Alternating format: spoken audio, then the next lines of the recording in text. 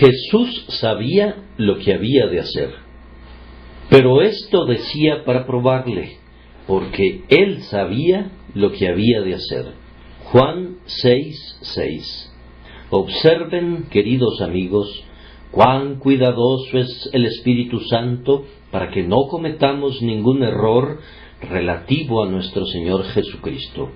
Él sabe que los hombres son propensos a tener una muy baja opinión del siempre bendito Hijo de Dios, y que hay algunos que, a pesar de que se consideran cristianos, niegan la divinidad de Cristo y siempre están listos para blandir un argumento en contra de la verdadera y real deidad del Salvador, apoyándose en cualquier otra cosa que pareciera limitar su poder o conocimiento. Aquí tenemos un ejemplo del cuidado del Espíritu Santo para prevenir que caigamos en una conclusión errónea. Nuestro Señor consulta con Felipe y pregunta a este pobre discípulo: ¿de dónde compraremos pan para que coman estos? Algunos podrían inferir por esto que Jesús no sabía qué hacer, que estaba desconcertado.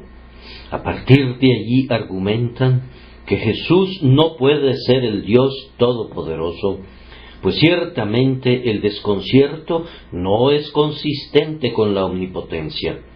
¿Por qué Jesús habría de consultar con Felipe si sabe todas las cosas?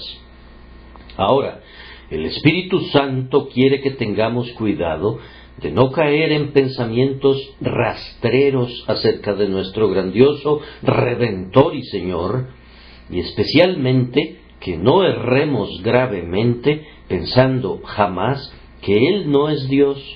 Por tanto, claramente nos dice: esto dijo para probar a Felipe, pues él sabía lo que había de hacer. Jesús no estaba pidiendo información o asesorándose con Felipe porque tuviera alguna duda acerca del procedimiento a seguir o necesitara ayuda de su discípulo. Él no necesitaba que Felipe multiplicara el pan, sino que deseaba multiplicar la fe de Felipe.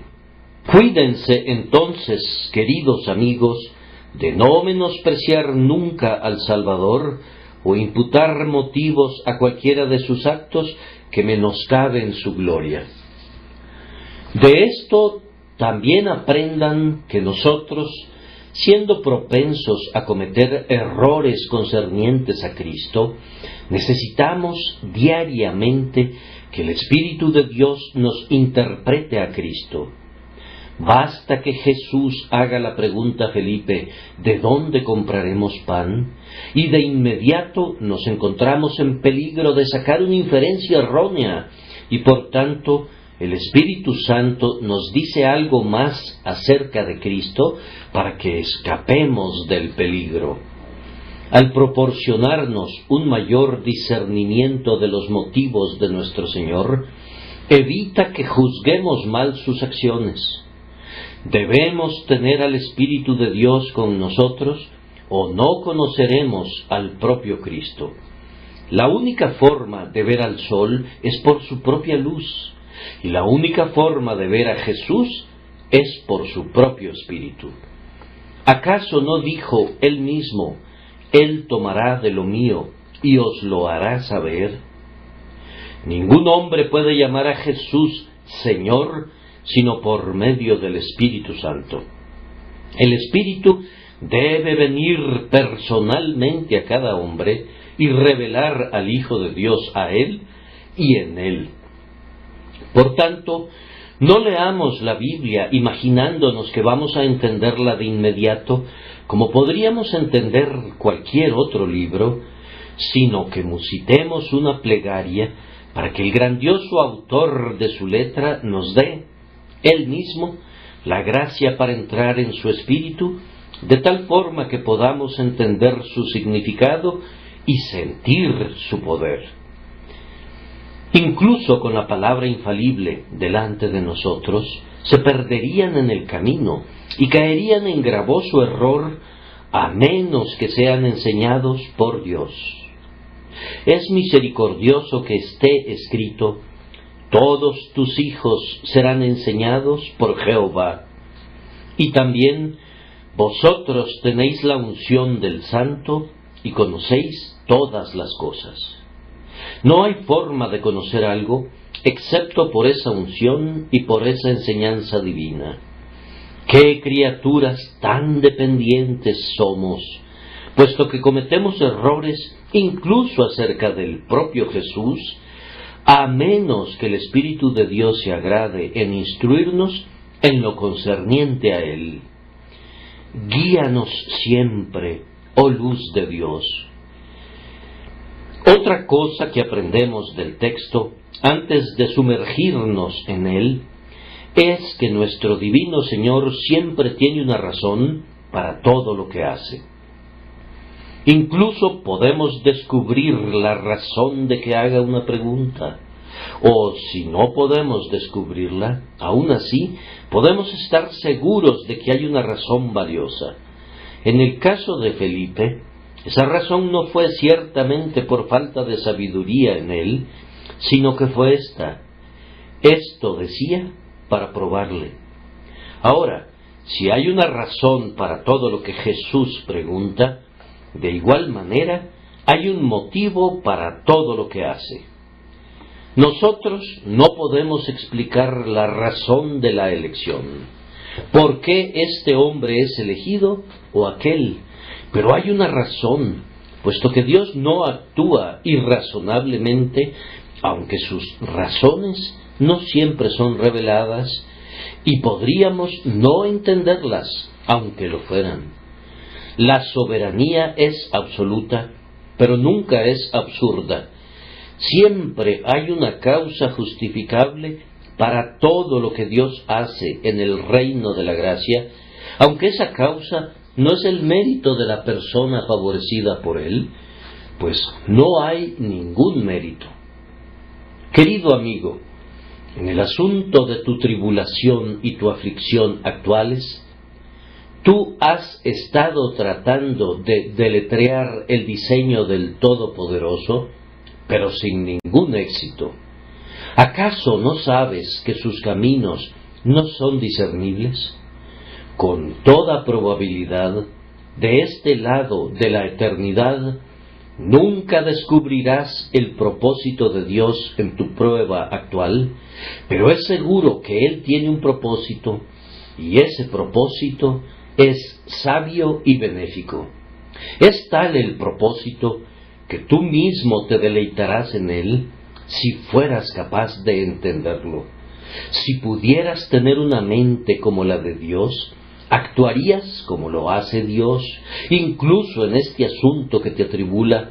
En este momento, tus pensamientos están muy por debajo de los pensamientos de Dios, y, por tanto, yerras cuando intentas medir sus caminos. Si tienes una contienda con tu Padre Celestial acerca de un duelo en la familia o una enfermedad, acaba de inmediato con ella, con humilde vergüenza. Entonces, hijo, si el asunto llega al punto de que nos preguntemos quién tiene la razón, un pobre joven, ignorante e inexperto, o un grandioso padre, sabio y bueno, no puede haber ni un segundo de deliberación.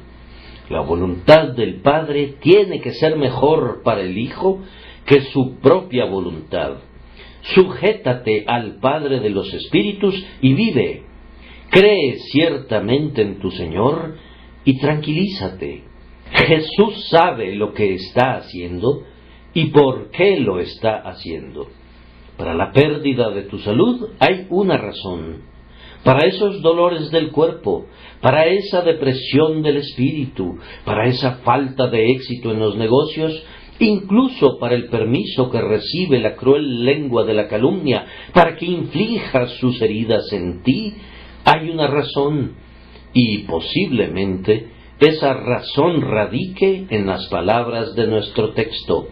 Esto decía para probarle. Tú debes ser probado. Dios no da fe o amor, o esperanza, o cualquier gracia, sin que tenga el propósito de probarla.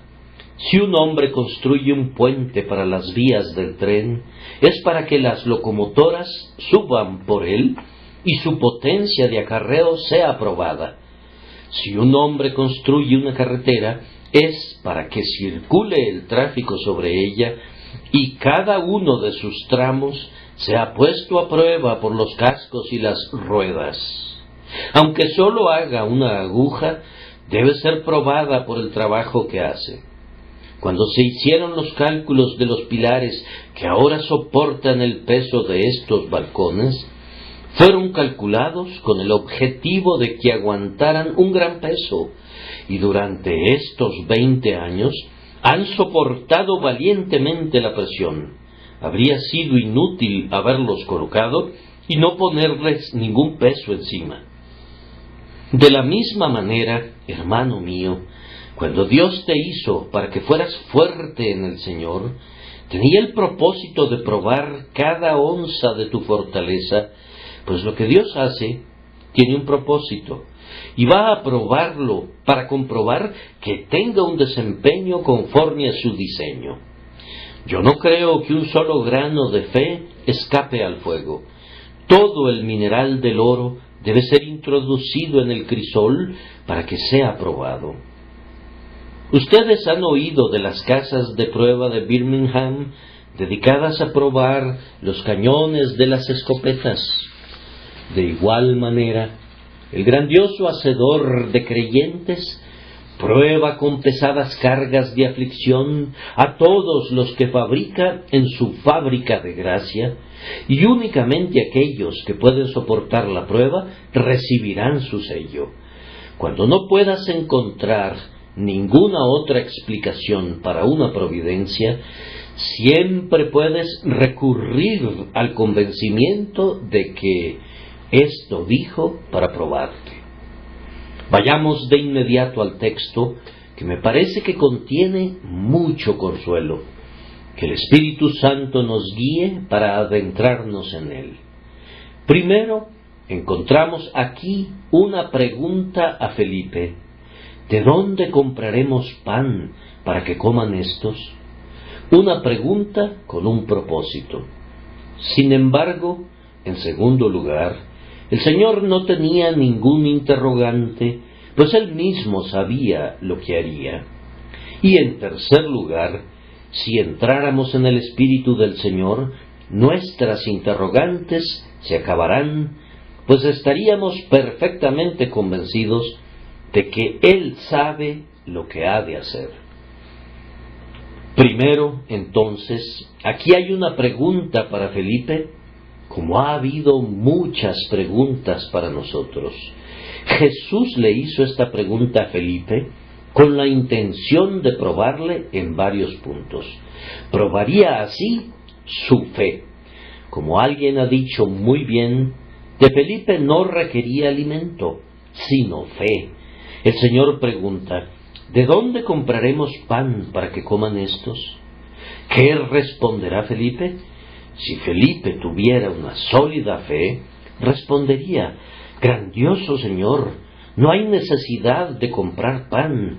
Tú eres más grande que Moisés, y bajo Moisés el pueblo fue alimentado con maná en el desierto. Tú solo tienes que decir la palabra, y el pan lloverá, cubriendo a la multitud, y serán satisfechos. Si Felipe hubiese poseído gran fe, habría podido responder: tú eres más grande que Eliseo. Y Eliseo tomó unos cuantos panes de cebada y trigo nuevo en su espiga, y con eso alimentó a los hijos de los profetas. Oh Señor, qué obras maravillas, tú puedes hacer lo mismo. Si Felipe hubiese exhibido mayor fe todavía, habría podido decir: Señor, yo no sé dónde habrá de comprarse el pan, pero escrito está: no solo de pan vivirá el hombre.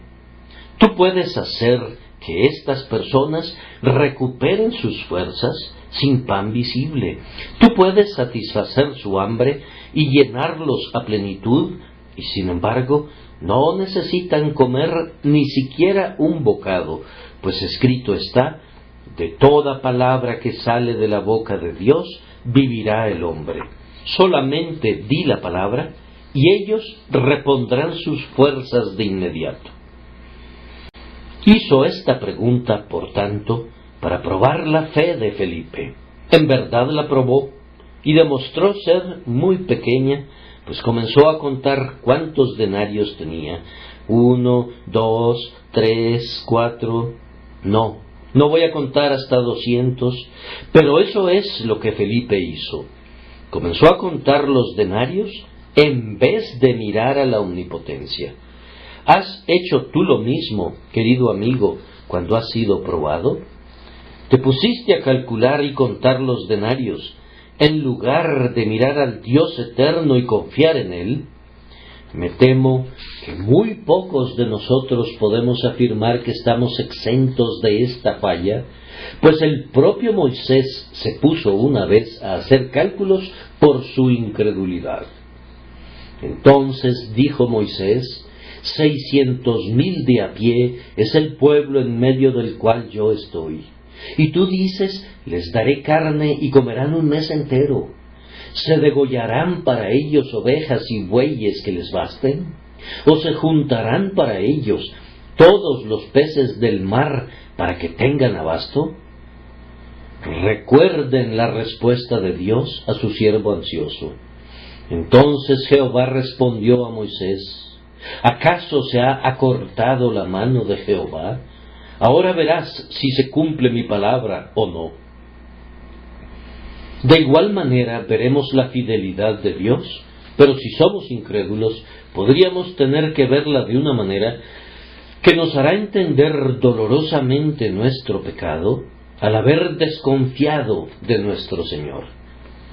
La pregunta tenía el propósito, sin duda, de probar el amor de Felipe, y pudo resistir este aspecto de la prueba mejor de lo que pudo enfrentar la primera prueba, pues amaba a Jesús, aunque era lento de corazón para creer.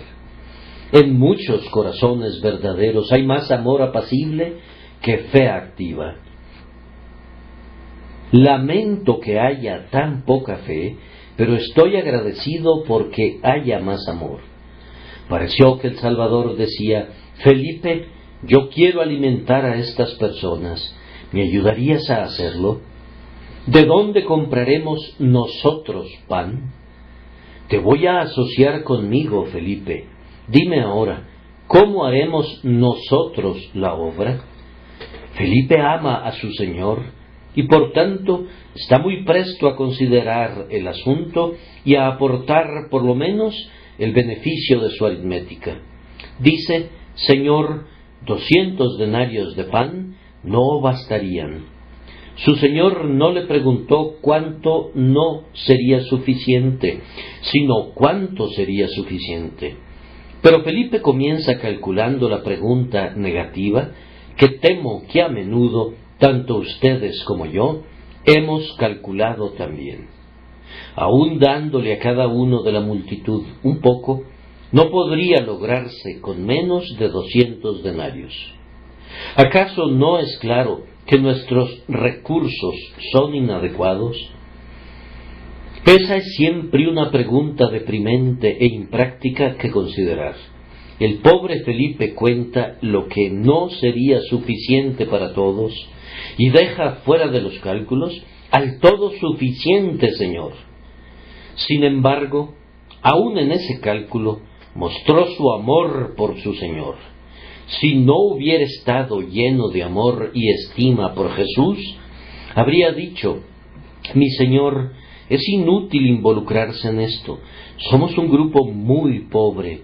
Tenemos un poco de dinero que recibimos de vez en cuando, y yo no sé cómo andan las cuentas. Tal vez Judas lo sepa. Pero yo estoy persuadido de que no hay suficiente en la bolsa para alimentar a esta multitud, aun si hubieran panaderías en las cercanías en las que pudiéramos comprar el pan. Pero Felipe no respondió así. No, Sentía demasiada reverencia y demasiado amor por Jesús para eso. Él falló en su fe, pero no falló en su amor. Será bueno que amemos mucho a nuestro Señor, para que nunca hablemos de sus planes de gracia como algo visionario, ni los juzguemos imposibles. Jesús no propone nunca esquemas quijotescos, y no debemos permitir jamás que esa idea cruce por nuestras mentes. Incluso la conquista del mundo para la verdad y la justicia no debe ser considerada como un sueño, sino que debe ser vista como algo asequible. La pregunta probó también la empatía de Felipe. Jesús, mediante esta pregunta, movió al corazón de Felipe a preocuparse por la gente. Los otros discípulos dijeron: despide a la multitud para que vayan por las aldeas y compren de comer. Notando Jesús, tal vez, un poco más de ternura en Felipe que en los demás, dijo a Felipe: ¿de dónde compraremos pan? Asociar a Felipe con él era conferirle un gran honor, pero tal vez veía en Felipe a un alma capaz de sentir empatía, y Cristo se agrada en trabajar con agentes que sienten empatía.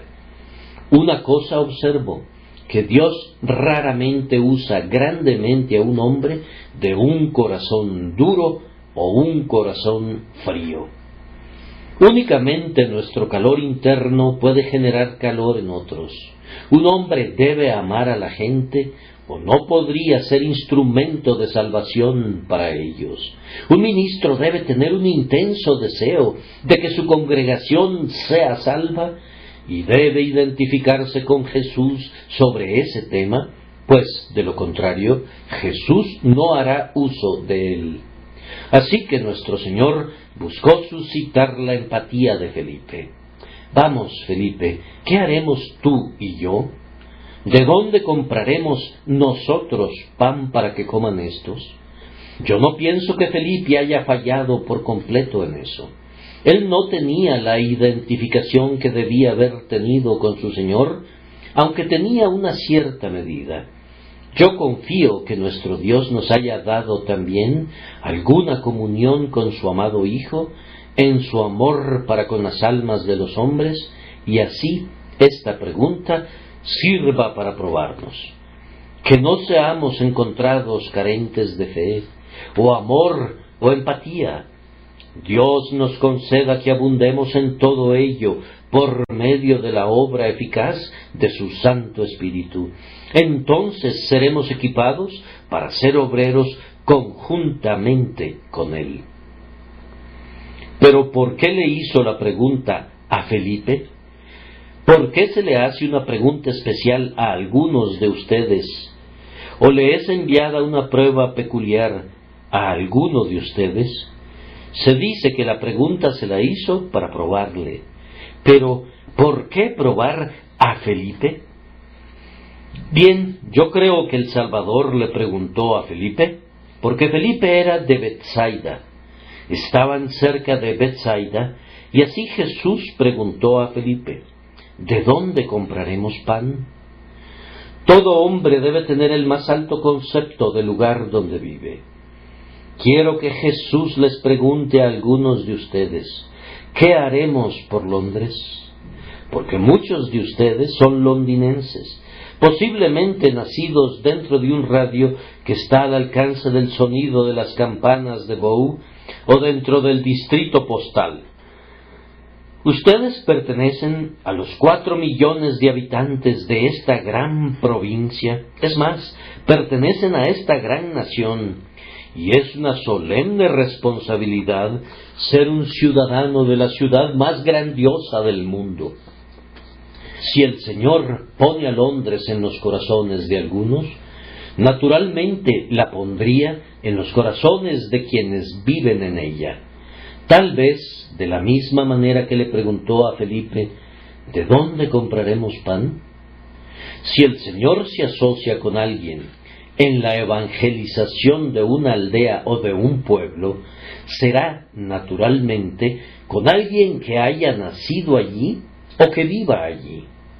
Yo sé que el viejo proverbio declara que la esposa del zapatero remendón anda descalza, y algunas veces un hombre se preocupa por gente que se encuentra a miles de kilómetros de distancia y no se interesa por su propia casa o por su propio vecindario, pero no debería ser así, pues es a Felipe, el hombre de Betsaida, al que llega el mensaje acerca de la gente cuando esa gente está cerca de Betsaida.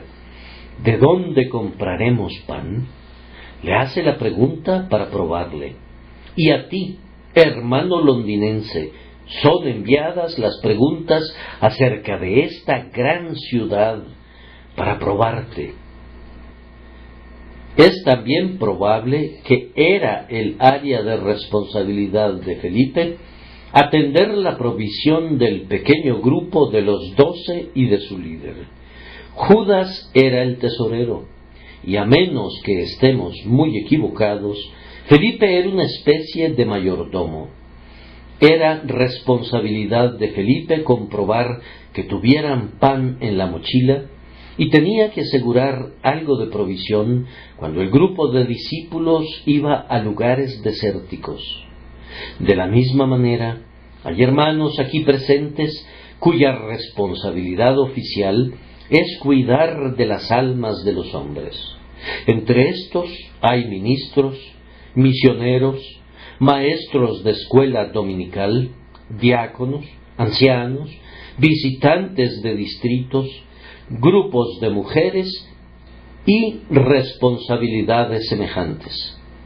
Si el Señor no les pregunta a otros, ¿qué haremos por Londres?, nos pregunta a nosotros.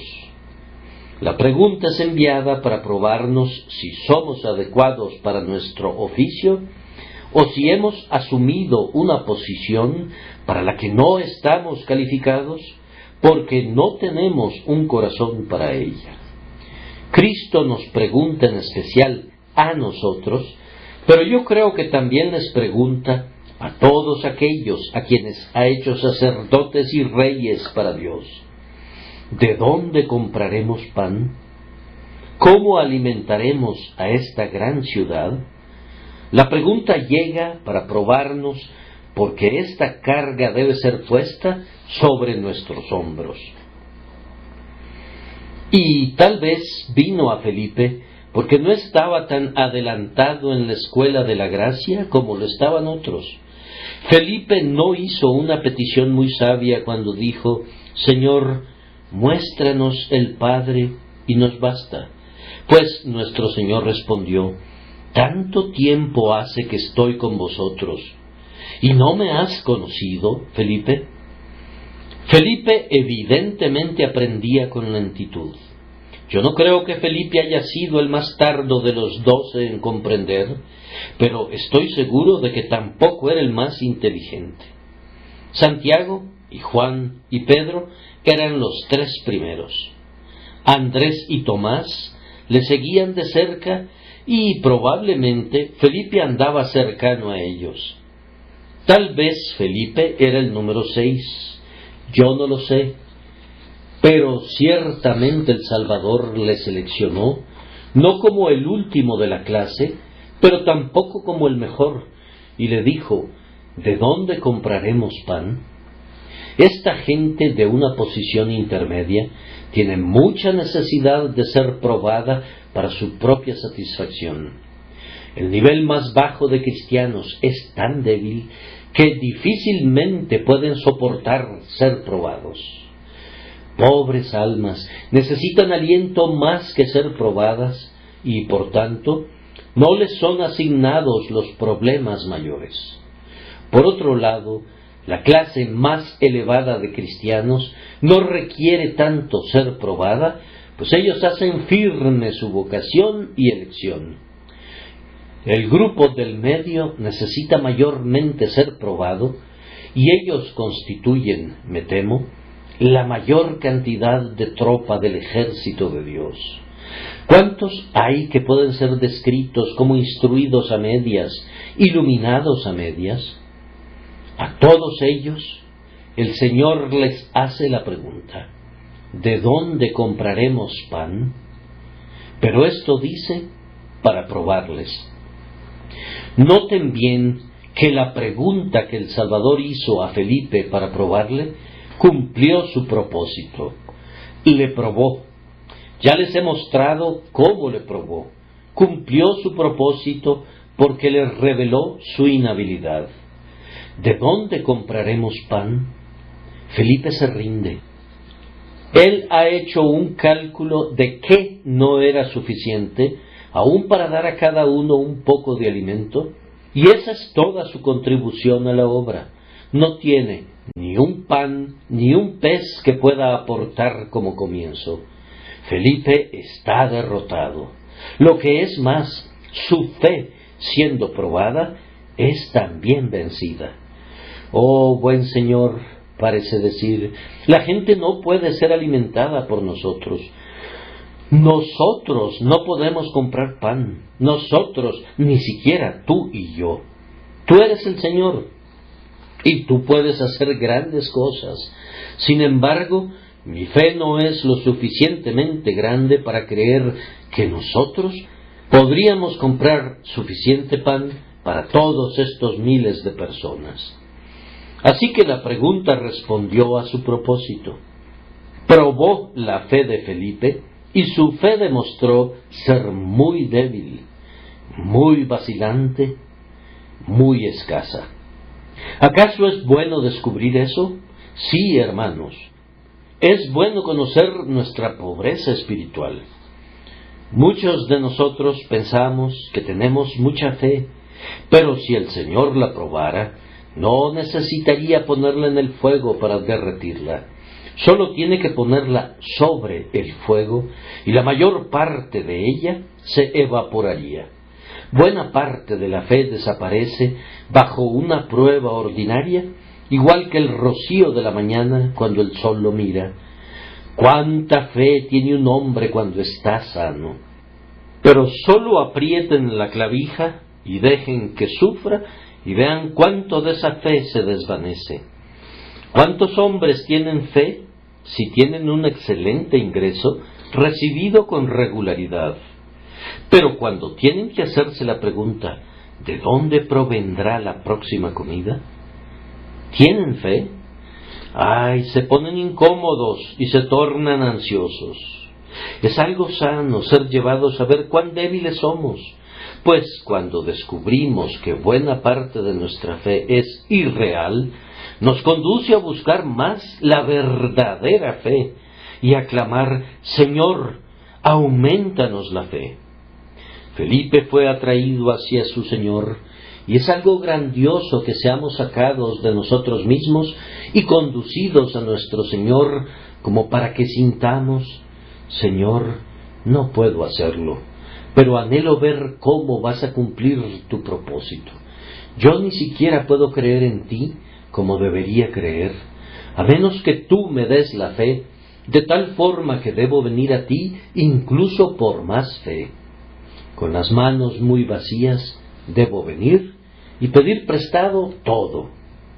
Entonces es cuando estaremos plenos y fuertes.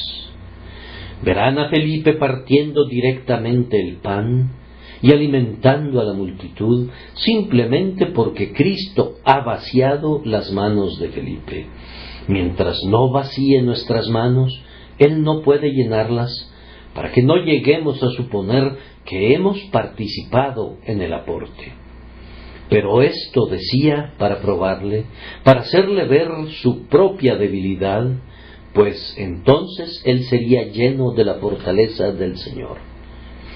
Esta pregunta hizo bien, pues tenía el propósito no sólo de probar a Felipe, sino de probar a los otros discípulos, y así se juntaron y tuvieron una pequeña conversación sobre el tema. De cualquier forma, encontramos un comité de dos personas, Felipe y Andrés. Felipe dice: 200 denarios de pan no bastarían. Y Andrés dice, bien, no bastarían. Pero aquí está un muchacho que tiene 5 panes de cebada y 2 pececillos. Me gusta esta conferencia hermanable de 2 ánimos dispuestos y ver cómo difieren en sus ideas. Felipe está anuente a iniciar, si hay la posibilidad, de un gran comienzo. Él necesita ver al menos 200 denarios de pan en la mano y luego está listo a considerar la idea. Andrés, por otro lado, está dispuesto a comenzar con un pequeño capital. Unos cuantos panes y peces le permitirán comenzar, pero señala, ¿qué es esto para tantos? Cuando los santos conversan entre sí, se ayudan los unos a los otros y tal vez lo que no puede descubrir el uno, lo puede hacer el otro. Felipe estaba contando el denario imposible y no podía ver los panes posibles, pero Andrés podía ver lo que Felipe pasaba por alto. Espiaba al muchacho con esa cesta llena de panes y peces. No era mucho. Andrés no tenía la suficiente fe para ver el alimento de los miles en esa pequeña canasta, pero aún así vio lo que en verdad vio y se lo dijo al Señor. Así dieron un comienzo mediante una consulta mutua. Tal vez, si consultáramos, podríamos dar inicio a algo.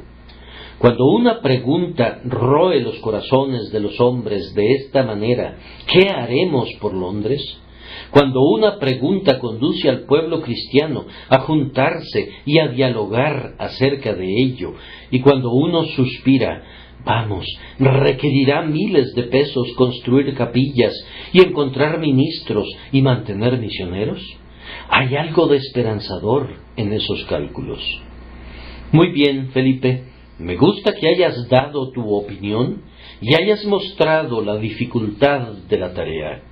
Y luego me gusta que Andrés se ponga de pie y diga, es una tarea muy difícil, mas, sin embargo, debemos hacer lo que podamos, y puesto que tenemos estos 5 panes y 2 pececillos, al menos debemos presentárselos al Señor y dejarle a Él la decisión de lo que debe hacerse.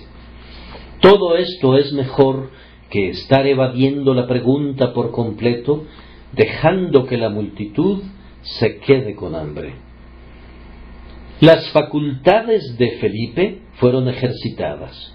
Cristo probó su aritmética, probó su visión, probó su mente y su espíritu.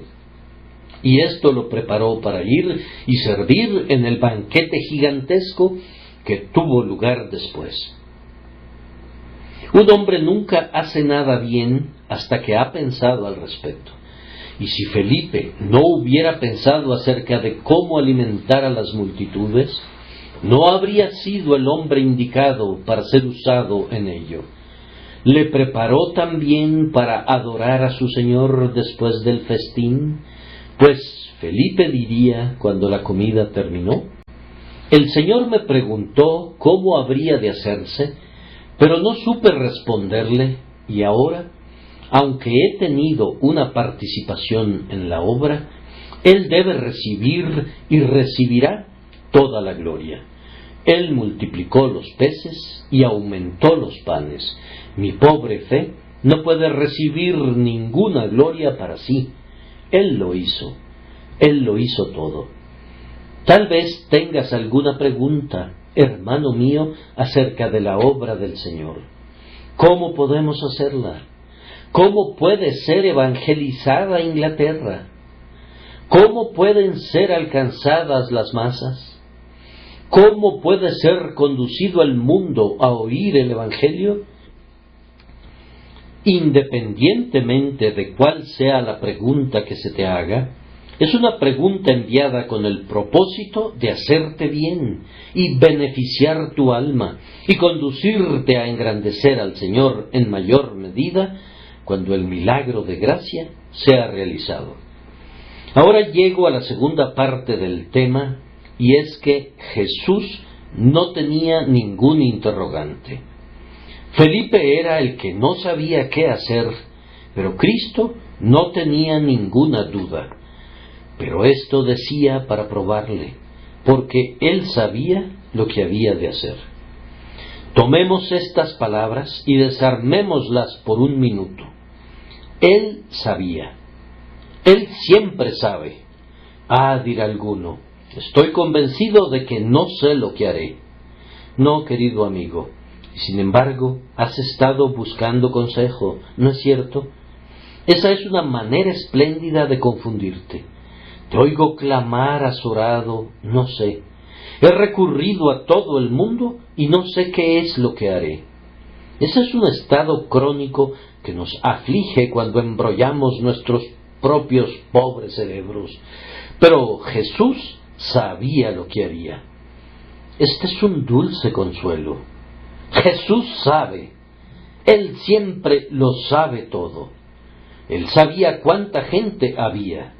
Él sabía cuánto pan era requerido. Él sabía cuántos peces necesitaría y cómo iba a alimentar a la multitud para enviarlos saciados. Él sabía todo antes de que sucediera. Hermano atribulado, Jesús sabe todo acerca de tu caso y cómo va a ayudarte en el camino. No creas que tú le puedes informar acerca de algo.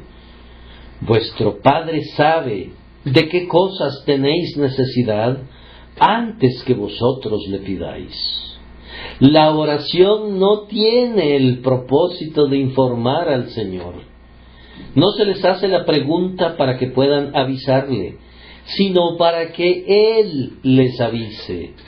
Él hizo los cielos y la tierra sin la ayuda de ustedes. ¿A quién pidió consejo? ¿Quién le avisó?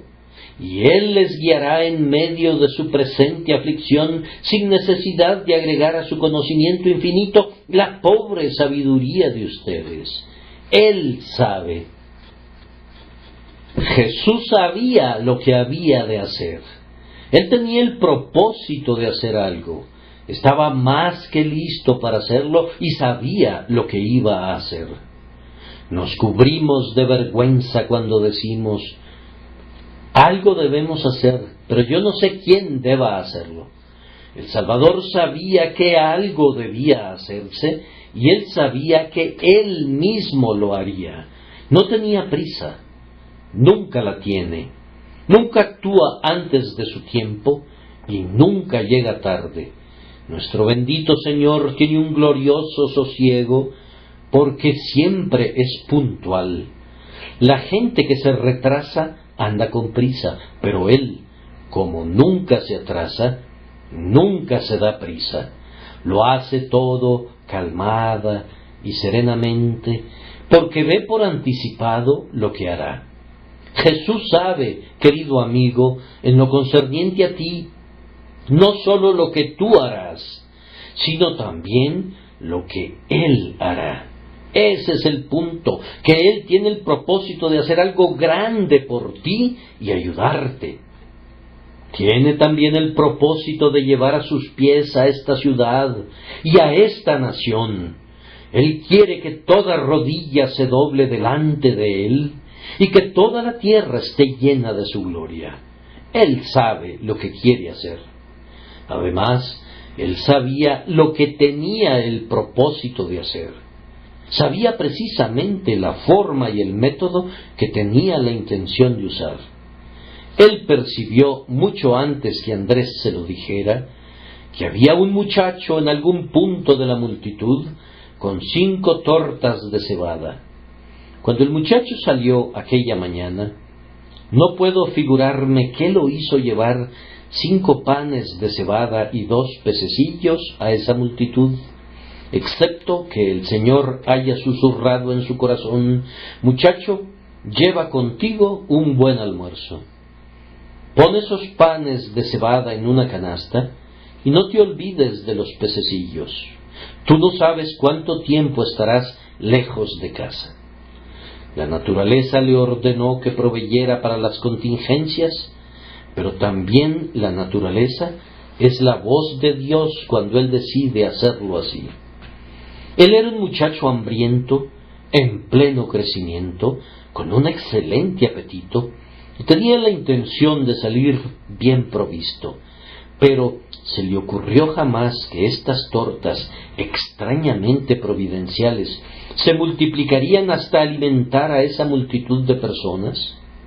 ¿Dónde está el hombre que será el proveedor universal?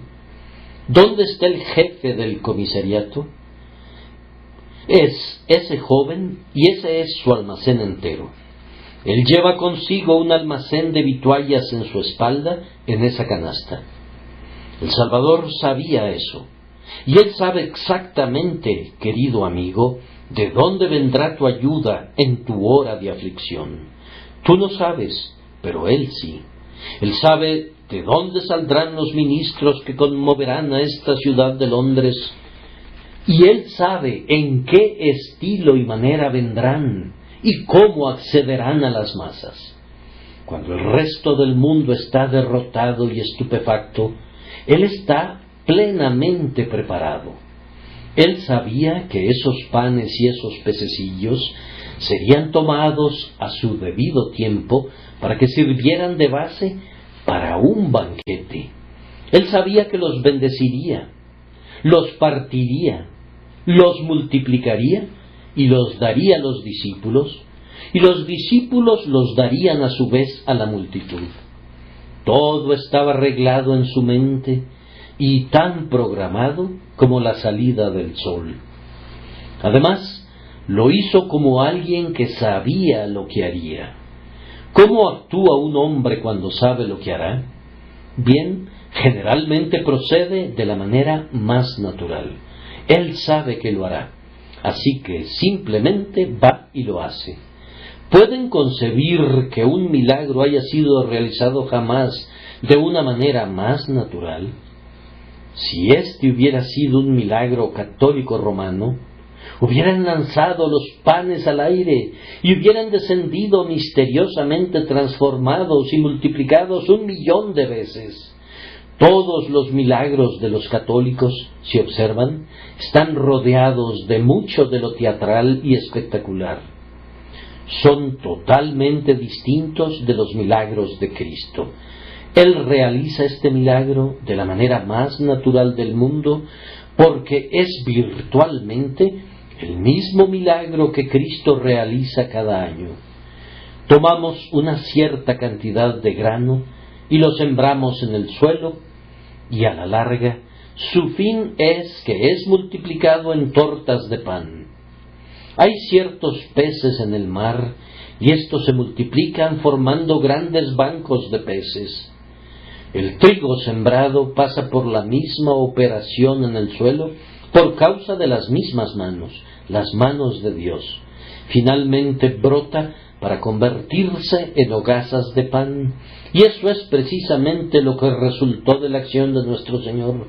Él tomó un poco en sus manos, lo partió y se multiplicó continuamente en sus manos y en las manos de sus discípulos hasta que se saciaron. Él sabía lo que había de hacer y así lo hizo naturalmente y lo hizo ordenadamente.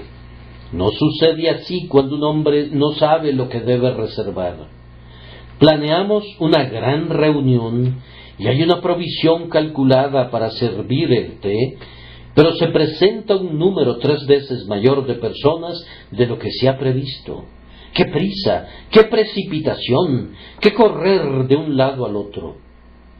Jesús no maneja nunca las cosas de esa manera. Él sabía lo que había de hacer y por tanto ordenó a los hombres que se recostaran sobre la hierba verde y se sentaron como obedientes hijos. Marco nos dice que se recostaron por grupos de 100 en 100 y de 50 en 50. Fueron acomodados de tal forma como si cada uno tuviera asignado su lugar en la mesa y encontrara su nombre colocado allí. Además, había mucha hierba en el lugar, de tal forma que el salón fue encarpetado de una manera que ninguna empresa de Londres podría haberlo hecho. El festín fue organizado tan ordenadamente como si se hubiese dado un aviso previo de 7 días de anticipación y un contratista hubiese suministrado las provisiones. Nada pudo haber sido hecho de mejor manera, y todo porque Jesús sabía lo que había de hacer. Además, lo hizo muy gozosamente.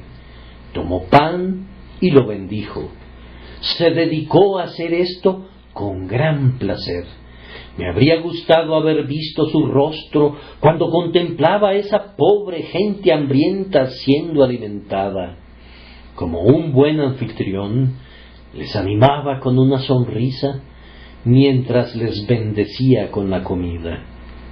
Y luego hizo esto muy abundantemente, pues él sabía lo que iba a hacer, así que no vino con una provisión a medias, ni los restringió para que cada uno tomase un poco. No, él sabía lo que iba a hacer y midió su apetito con exactitud, una empresa difícil cuando tienes que alimentar a un gran número de personas hambrientas. Él proveyó todo lo que necesitaban, y luego quedó una reserva para los jefes de meseros, de tal forma que cada uno de ellos recibió una canasta llena, pues recogieron y llenaron 12 cestas de pedazos, una cesta para cada uno de los jefes de meseros. Estoy seguro de que nuestro Señor Jesucristo, en el oficio de recoger a sus propios elegidos, se dedica a esa tarea sabiendo lo que ha de hacer.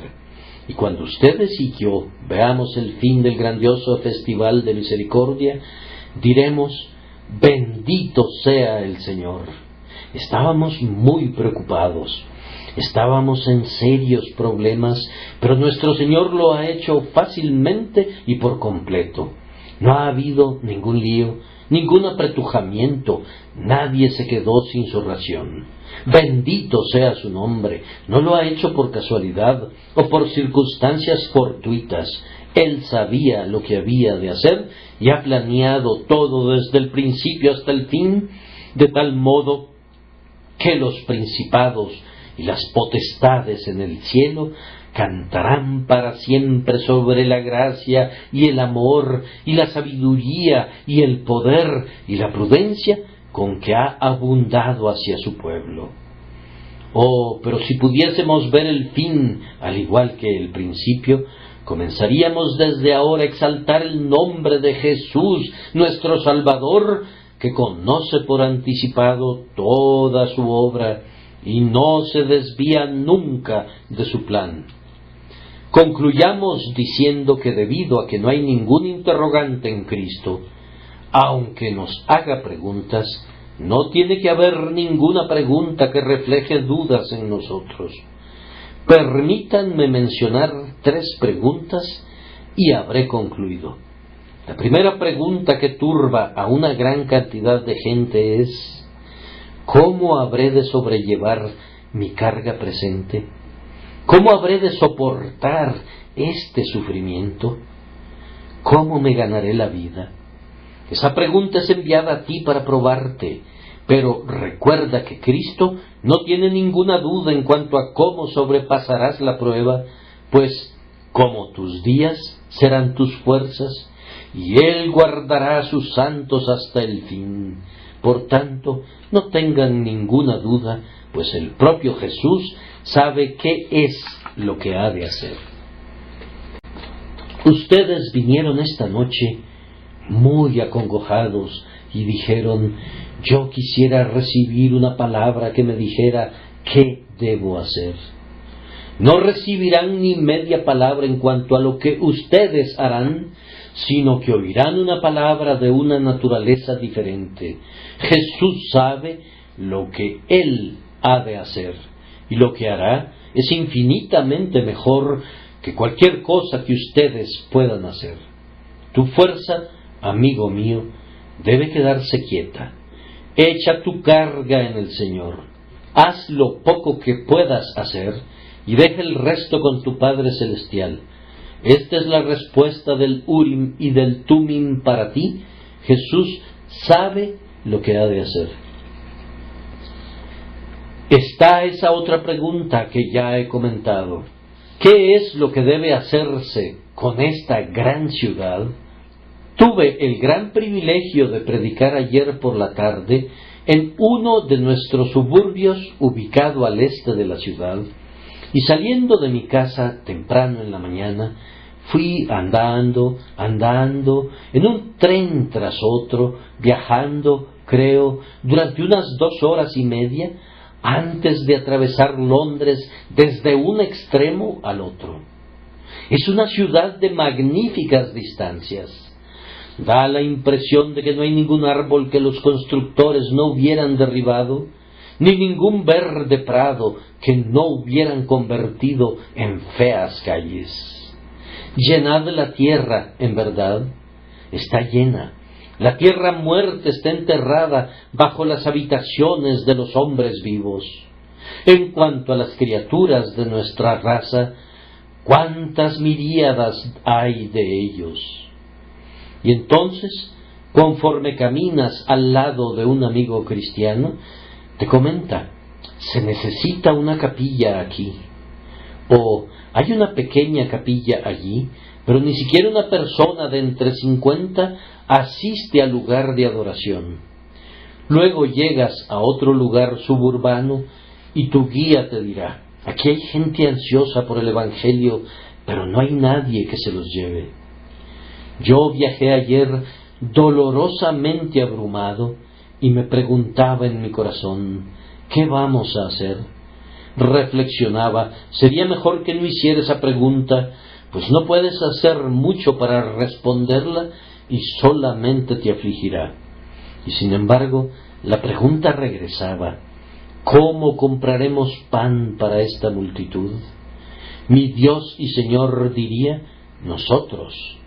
En mi corazón yo quería que me dejara fuera, pero Él no lo haría. Él nunca habría podido decir de dónde compraremos pan, porque Él sabe eso.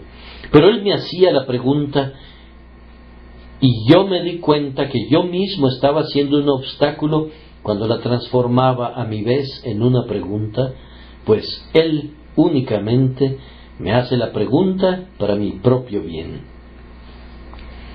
O que tuviéramos hombres y dinero para enviar ministros y construir lugares en los que ellos puedan predicar. Tenemos predicadores listos en el colegio del pastor, pero yo no tengo medios para construir lugares de adoración.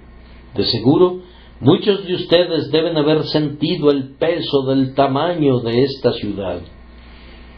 Pero, queridos, esto es como una gota de lluvia en un gran aguacero comparada con todo el mundo que yace bajo el malvado. ¿Cómo va a ser iluminado el mundo? No es una pregunta que se haga Jesús, y por tanto no debe ser una pregunta de incredulidad para nosotros. ¿Vivirán estos huesos secos? Respondamos: Señor Jehová, tú lo sabes. Vamos a dejarlo allí. Él puede hacer abundantemente por encima de lo que pidamos, o siquiera que pensemos, y podemos estar seguros de que se ha jurado por sí mismo que toda rodilla se doblará y toda lengua le confesará. Así será, y a Él sea la gloria. Debemos mencionar una pregunta más. Es esta: ¿ha puesto el Señor en el corazón de cualquier inconverso la pregunta: ¿qué debo hacer para ser salvo? Y esa pregunta los deja perplejos a algunos de ustedes. Me alegro que así sea, pero espero que acudirán al lugar correcto para recibir una respuesta. Yo espero que se estén preguntando: Señor, ¿qué quieres que yo haga? ¿Sabes por qué se te hace la pregunta? Es para probarte, para humillarte. Tiene el propósito de hacerte sentir la imposibilidad de salvación por tus propias obras, para que te sometas a la justicia de Dios y seas salvo por la fe en Cristo Jesús.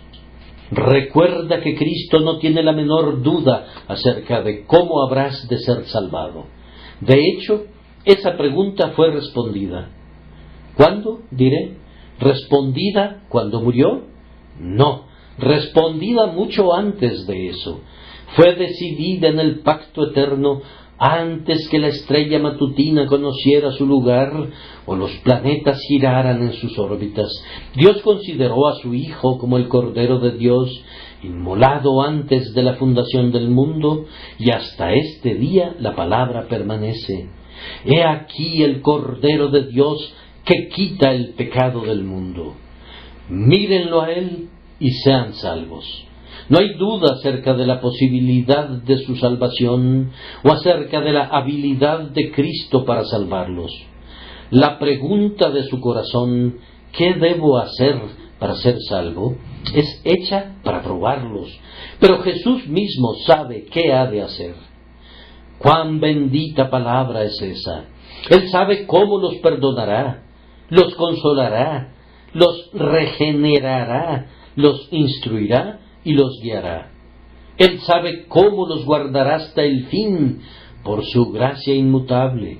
Él sabe cómo los preservará y los santificará y los usará y glorificará su propio nombre por ustedes y los llevará al cielo y los pondrá en su trono y hará que todos los ángeles se maravillen y adoren al ver lo que Él hará.